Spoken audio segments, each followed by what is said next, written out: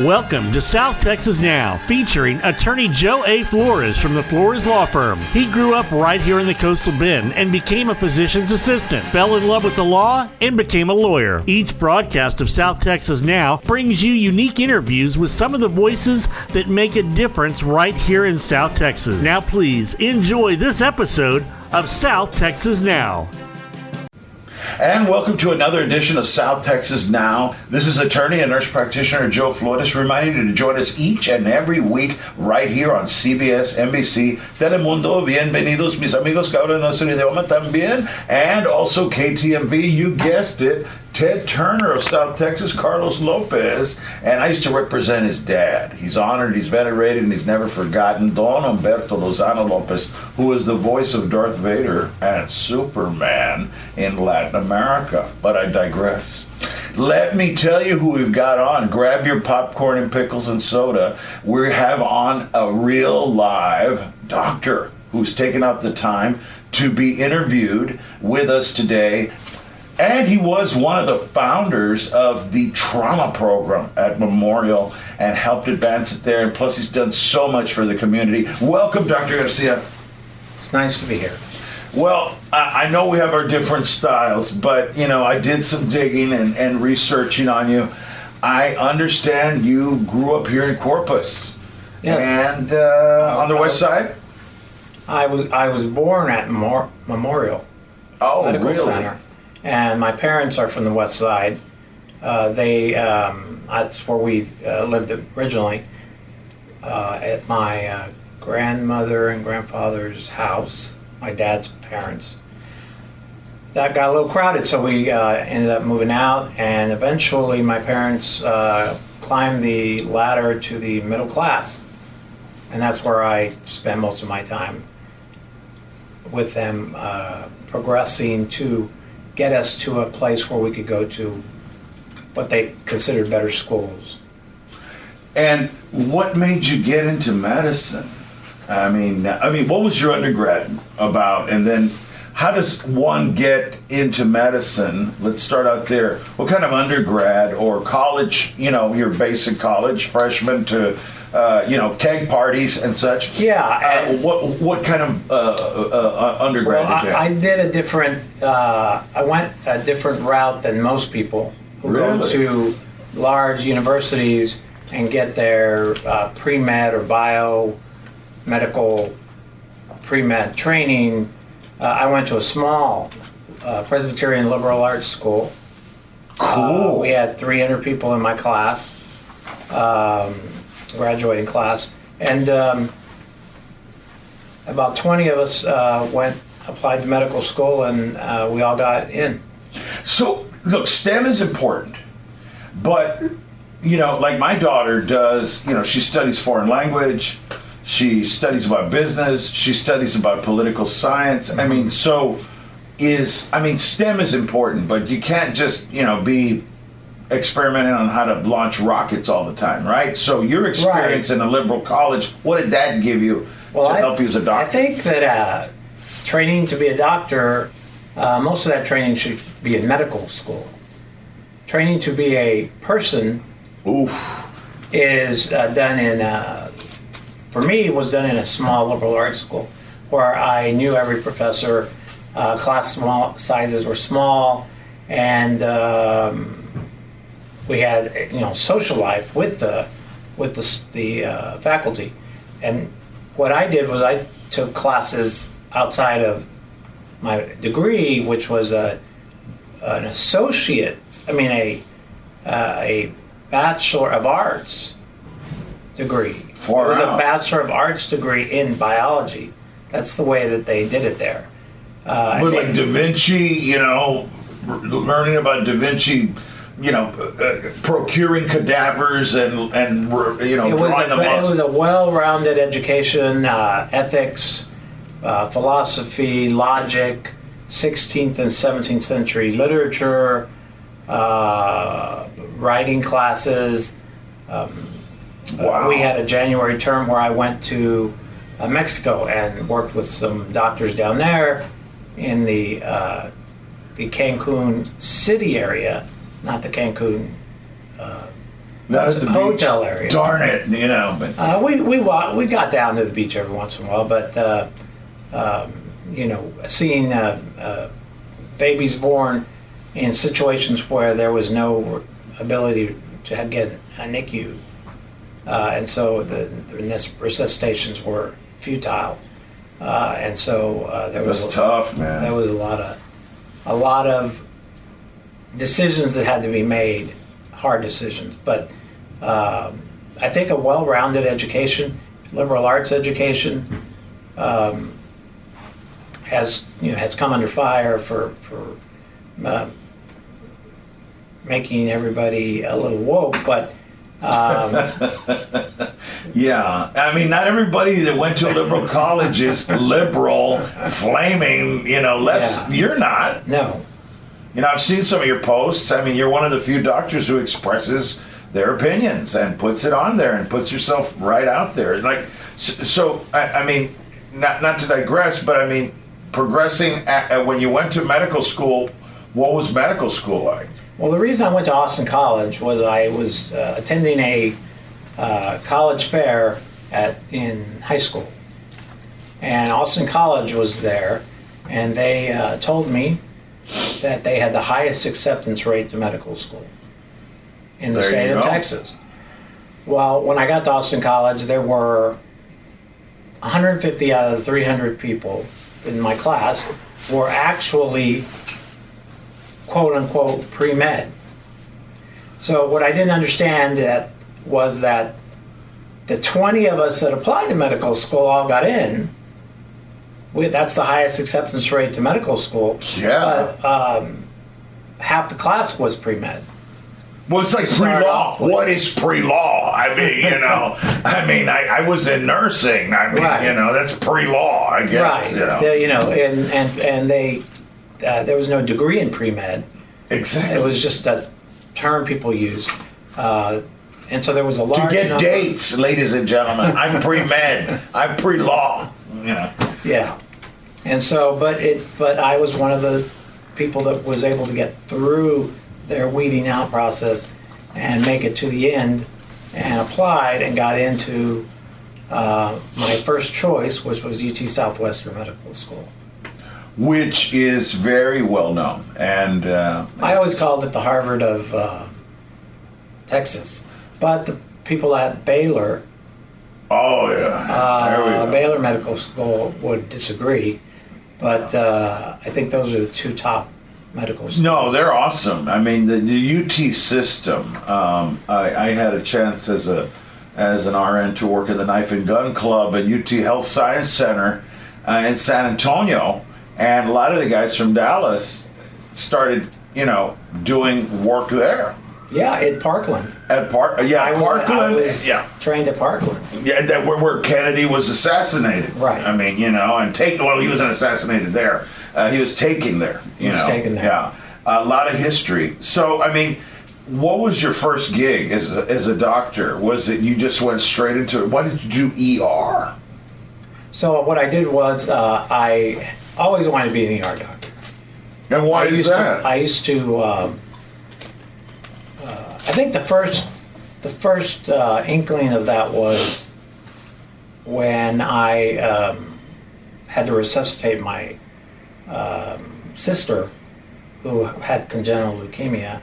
She was an infant, and I was doing CPR on her. And the paramedics came in, and I have a lot of respect for paramedics. In fact, when I was the medical director at Memorial, I was in charge of the paramedics. But the paramedics came in, and I'm a teenager in high school, and they came in and they said, "Oh, she has congenital leukemia." And they weren't going to continue the resuscitation. And I had taken enough classes in first aid and CPR and basic life support that I knew that they couldn't actually do that.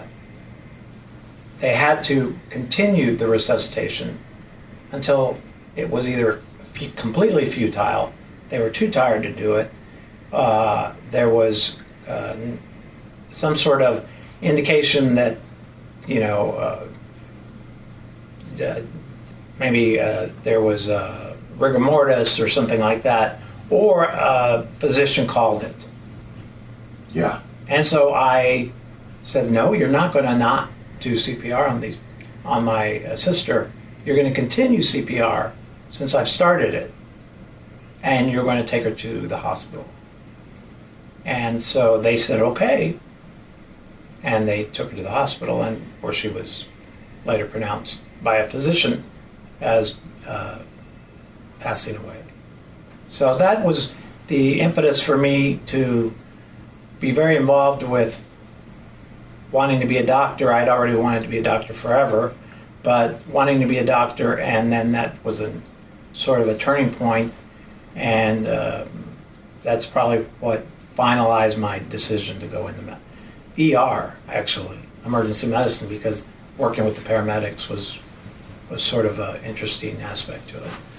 Well, before our break, and Vanessa Flores is going to get me off because I got to get my carbon-14 levels drawn. I'm so old, but she's going to be doing your interview and asking the meat and potatoes about if young people want to go to medical school, what they should do, etc. But I wanted to talk about what makes you tick, and we've got a couple of minutes, but when you do what you do, I mean, what is your passion? Well, my passion was walking into a room and saying, I'm Dr. Garcia, what can I do for you? In the emergency department. And that was... I've got a bullet in my arm, get it out, or something. That's taking care of patients after they get sick. Yeah.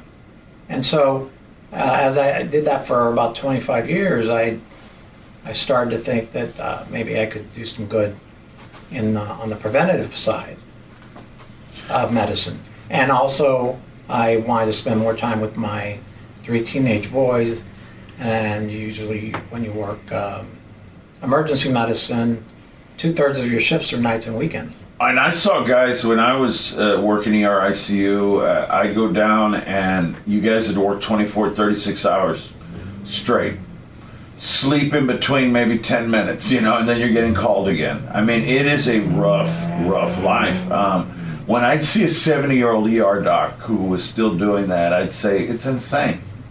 I think now they've made it 12 or 24 hours max. And for safety. There's still some places. I worked at a hospital in West Texas where I worked 24 on, 12 off, 24 on the weekends. Wow. To cover the weekends, and I did the hospitalist work while I was there, and so I was basically in charge of the whole hospital while the regular ER doctor was off, and then he would come back on Monday morning and take over. And we've got a minute before we take the break. Why Corpus? Why come back here when, with your talent, you could be in Houston, New York? I'm a native Corpus Christian. I never thought about going anywhere else. This is my city. This is, for all its warts and difficulties in certain areas. And I always kept thinking we could do so much more with the city, but it has remained a small town feel.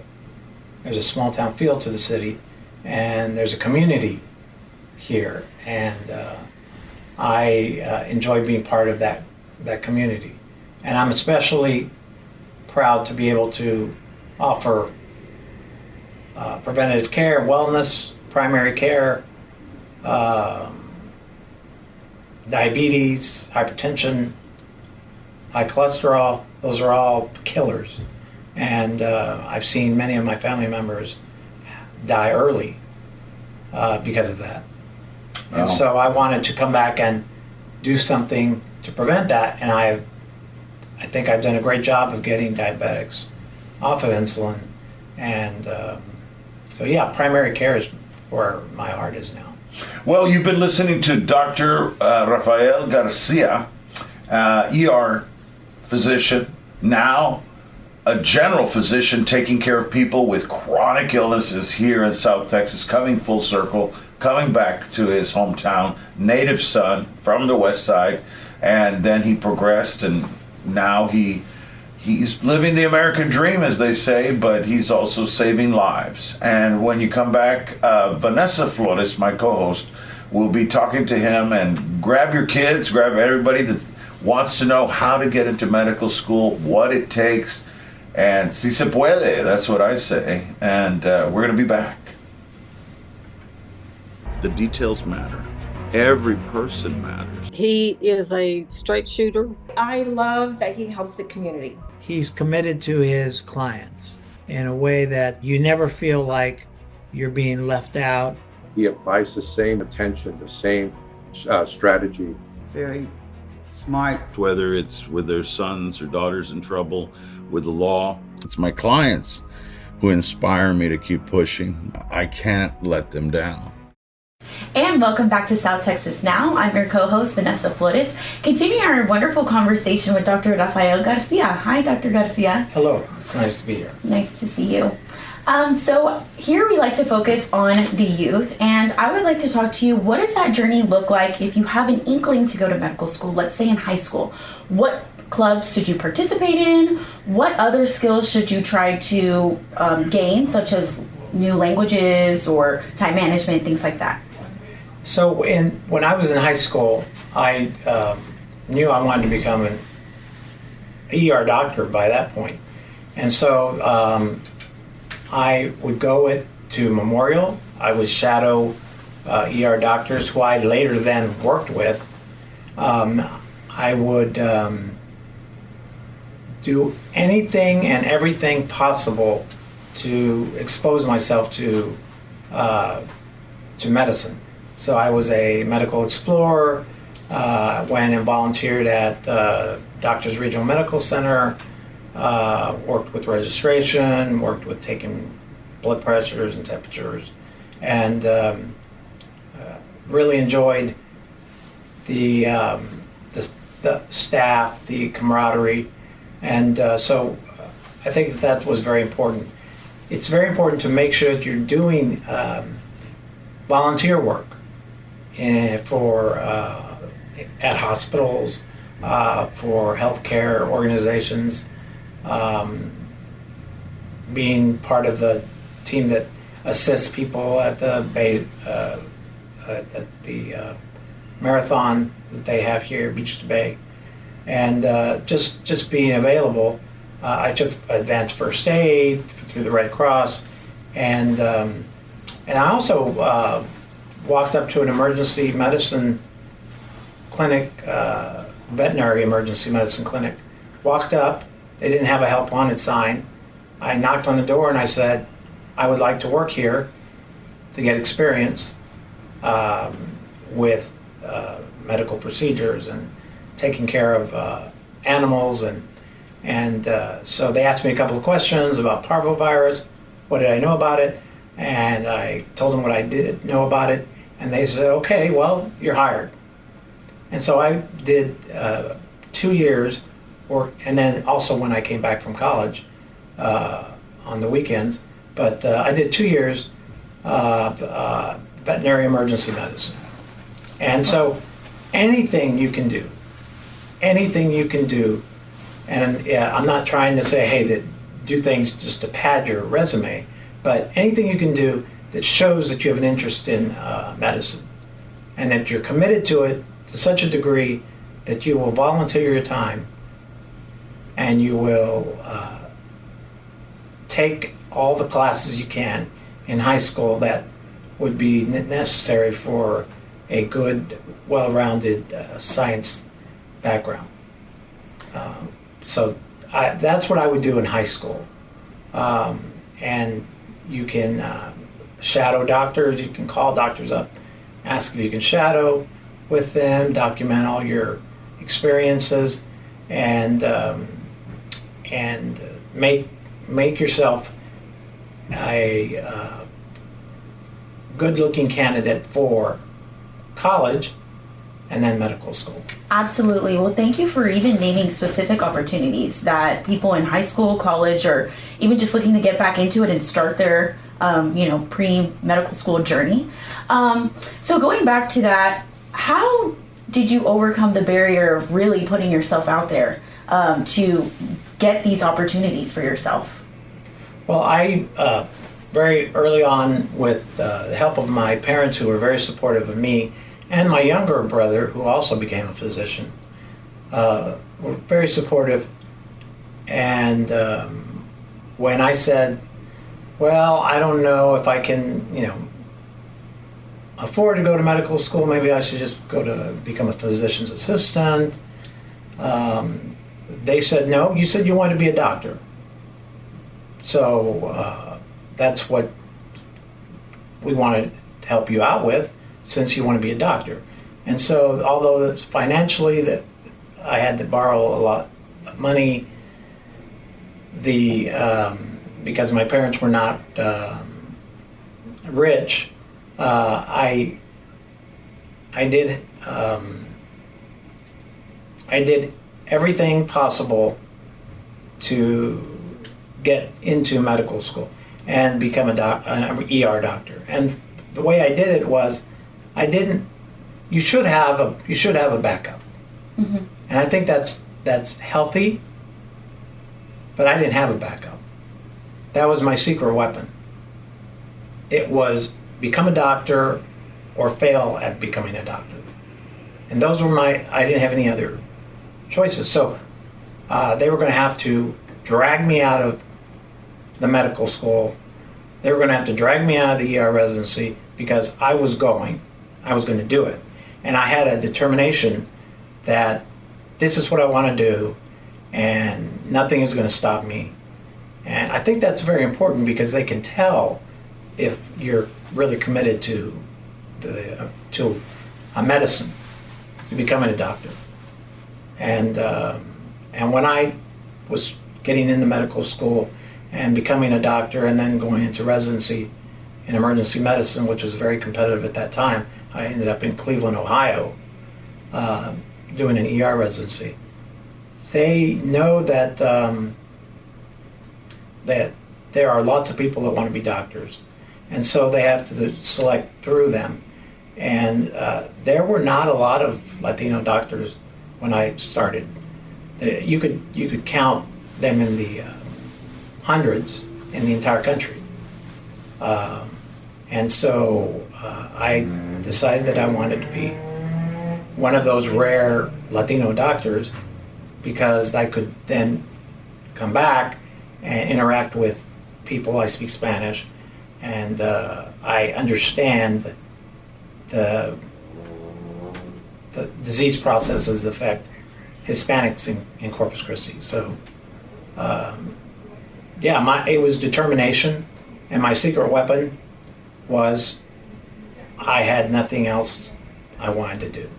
I think that's really incredible. I think whether you're in pre-med or whatever path that you want to go on, it's finding that passion from deep within you that really drives your goal and what you want to do. And I think your story is very inspiring in that, there might be barriers all around you, but you just look forward, you look at your goal, and you look at where you want to see yourself in 10, 20, 30 years. And that's all that matters, because I think it is getting incredibly competitive.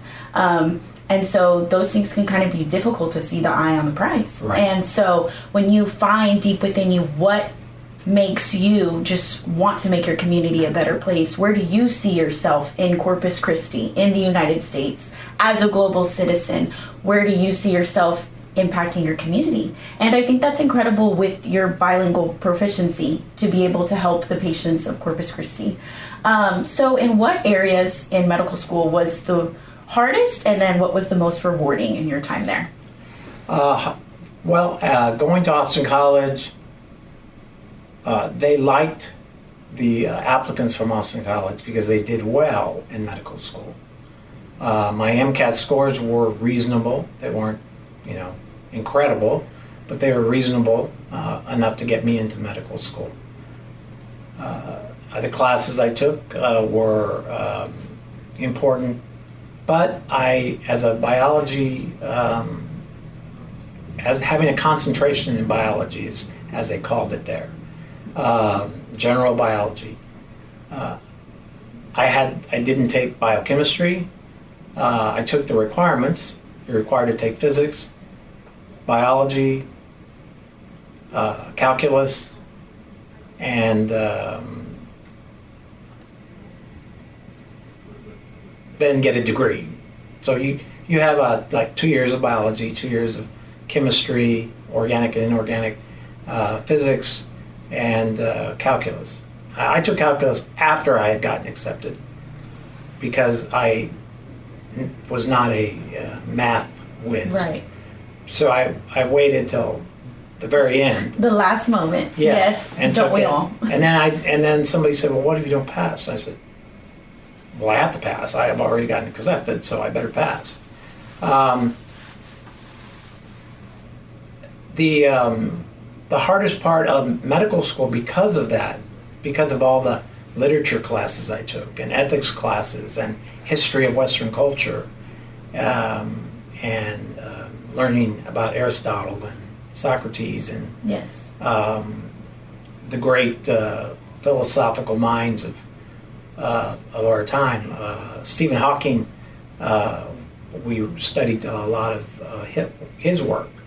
And so when I got to medical school, one of the hardest things was basic science, basic biochemistry, and that was probably the hardest class for me. I did well in anatomy and physiology. I did well with we spent 6 months with a cadaver, and I did well with all of the other applicable sciences that were required. I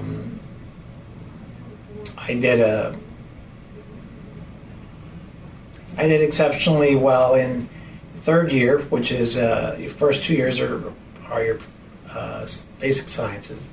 Your third year is you're in the actual hospital as a student doctor, and then fourth year also as a student doctor.